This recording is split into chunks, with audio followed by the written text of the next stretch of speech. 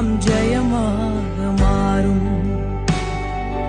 மாற்றங்களை உண்டாக்கும் மாறாதவர், பெற்றிடுவோம் விசுவாசத்தால்.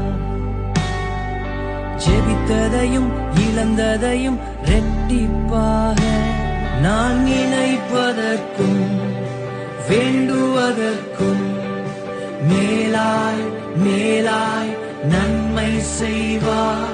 நான் வெட்கப்பட்ட